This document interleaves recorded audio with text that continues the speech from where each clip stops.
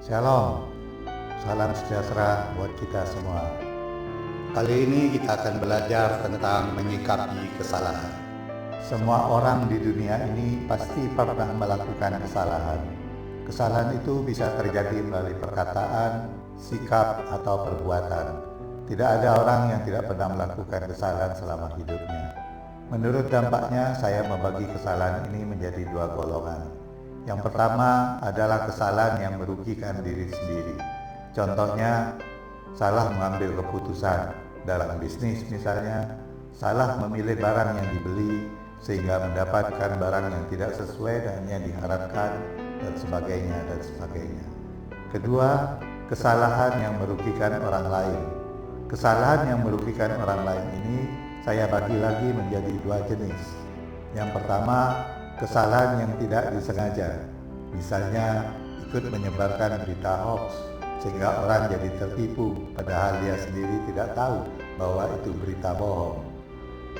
Salah memberi alamat yang ditanyakan orang sehingga membuat orang tersesat dan sebagainya. Yang kedua, kesalahan yang disengaja.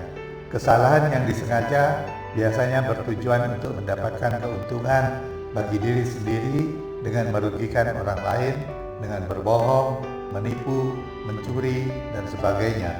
Atau sengaja dilakukan untuk memuaskan perasaannya, misalnya memfitnah, menyakiti orang, bahkan sampai membunuh karena rasa iri hati, benci, atau dendam.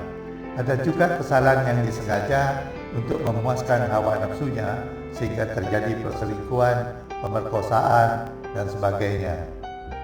Kesalahan karena menuruti hawa nafsu ini berdampak double. Tidak hanya merugikan orang lain, tapi juga merugikan diri sendiri. Ditulis oleh Rasul Paulus dalam 1 Korintus 6 ayat 18. Jauhkanlah dirimu dari percabulan. Setiap dosa lain yang dilakukan manusia terjadi di luar dirinya. Tetapi orang yang melakukan percabulan berdosa terhadap dirinya sendiri. Semua kesalahan yang disengaja ini bisa digolongkan sebagai kejahatan. Saya kurang setuju apabila ada orang menutup suratnya atau pidatonya dengan kalimat seperti ini. Akhir kata, saya mohon maaf bila ada kesalahan, baik yang sengaja maupun yang tidak sengaja. Kalimat penutup seperti itu kedengarannya lucu dan kurang etis. Kesalahan yang disengaja kok minta dimaafkan. Enak saja sengaja berbuat salah lalu minta maaf. Tapi tidak apa-apa, kita harus murah hati. Walaupun disengaja, kita maafkan juga. Bagaimanapun, kesalahan yang disengaja adalah salah satu bentuk kejahatan. Dan dalam Alkitab kita bisa digolongkan sebagai dosa karena merupakan pelanggaran terhadap hukum Allah. Dengan sengaja merugikan atau menyakiti orang lain, baik secara fisik ataupun secara psikis, adalah bukti bahwa tidak mengasihi, dan itu adalah dosa. Bagi mereka yang tidak punya Roh Kudus dalam dirinya, melakukan dosa itu adalah hal yang biasa. Mereka tidak akan pernah menyesal. Menyesalnya nanti setelah ditangkap polisi, itu pun hanya di bibir saja. Setelah keluar dari lapas, kembali mereka melakukan kejahatan yang sama. Tetapi bagi kita yang sudah memiliki Roh Kudus, akan peka terhadap dosa dan menyadari bahwa itu bertentangan dengan kebenaran Tuhan yang nantinya akan berujung pada hukuman kekal pada saat penghakiman nanti, seperti tertulis dalam Yohanes 16 ayat yang ke-8. Dan kalau ia datang, yaitu Roh Kudus, ia akan menginsafkan dunia akan dosa, kebenaran, dan penghakiman. Bagaimana kita harus menyikapi kesalahan atau dosa itu? Saya teringat dengan kisah Raja Daud. Daud adalah seorang raja pilihan Tuhan, tapi Daud juga tidak luput dari kesalahan. Ketika Daud melihat Batseba yang sedang mandi, muncullah keinginan jahatnya. Lalu Daud berzina dengan Batseba. Padahal Batseba adalah istri dari Uria, seorang tentara yang sangat setia pada Daud. Tidak cukup sampai di situ saja, Daud merebut Batseba dari Uria dengan cara yang licik dan sadis. Disuruhnya Uria berangkat perang dan ditempatkan di baris terdepan supaya mati terbunuh oleh musuh. Setelah Uria mati, diambillah Batseba sebagai istrinya. Perbuatan Daud ini tentu merupakan sesuatu yang jahat di mata Tuhan. Lalu Tuhan mengutus Nabi Nathan untuk mengingatkan kesalahan Daud itu. Bagaimana sikap Daud setelah diingatkan oleh Nabi Nathan? 2 Samuel 12 ayat 13. Lalu berkatalah Daud kepada Nathan, "Aku sudah berdosa kepada Tuhan." Dan Nathan berkata kepada Daud, "Tuhan telah menjauhkan dosamu itu, engkau tidak akan mati." Daud menyadari kesalahannya, lalu Daud mengakui kesalahannya kepada dua pihak, yaitu kepada manusia, yaitu Nabi Nathan, dan juga kepada Tuhan.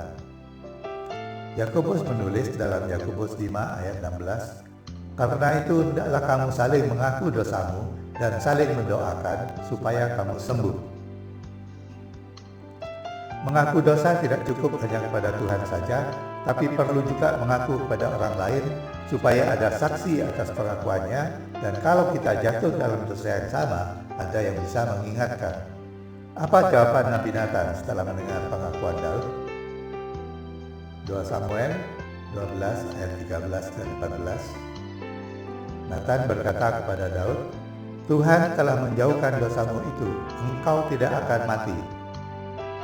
Ayat 14, "Walaupun demikian, karena engkau dengan perbuatan ini telah sangat menista Tuhan, pastilah anak yang lahir bagimu itu akan mati."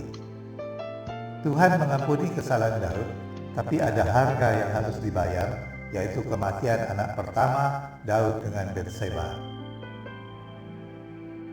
Tapi setelah itu hubungan Daud dengan Tuhan kembali dipulihkan. Tuhan mengaruniai Daud seorang anak laki-laki yang oleh Daud diberi nama Salomo, dan Tuhan sendiri memberikan nama Yedija karena Tuhan mengasihinya. Dan Salomo ini kelak menjadi seorang raja yang kaya raya karena Tuhan memberikan hikmat yang luar biasa kepadanya. Selanjutnya di ayat-ayat berikutnya, Daud kembali dibela Tuhan dengan memberi kemenangan dalam peperangan merebut kota Rabah dan kota-kota Bani Amon yang lainnya. Dari kisah Daud ini saya mendapatkan pelajaran. Yang pertama, selaku manusia yang lemah, kita tidak kebal terhadap dosa. Suatu waktu bisa tergelincir jatuh dalam dosa. Yang kedua, jangan keraskan hati ketika Roh Kudus mengingatkan kita. Tuhan pasti mengampuni apabila kita mau mengaku dosa. Seperti tertulis dalam 1 Yohanes 1 ayat 9, "Jika kita mengaku dosa kita, maka Ia adalah setia dan adil, sehingga Ia akan mengampuni segala dosa kita dan menyucikan kita dari segala kejahatan." Akui dosa kita di hadapan Tuhan dan juga kepada orang lain, bukan untuk pamer atau untuk membanggakan kesalahan kita, tapi sebagai bentuk penyesalan yang sungguh-sungguh dengan diketahui oleh orang lain sebagai saksi. Yang ketiga, walaupun Tuhan mengampuni, untuk setiap dosa yang kita lakukan, ada harga yang harus kita bayar. Kalau kita tidak ingin bayar harga, berdoa dan berjaga-jagalah supaya tidak jatuh dalam dosa. Sikap yang benar terhadap dosa atau kesalahan adalah akui kesalahan itu di hadapan Tuhan dan di hadapan orang lain sebagai bukti pertobatan yang sungguh-sungguh, serta bersedia menerima sanksi dari Tuhan dengan segala kerendahan hati tanpa dendam atau pemberontakan. Maka kasih karunia Tuhan dan pembelaan Tuhan akan kembali dilimpahkan pada kita. Kiranya Tuhan Yesus memberkati dan melindungi kita semua. Amin.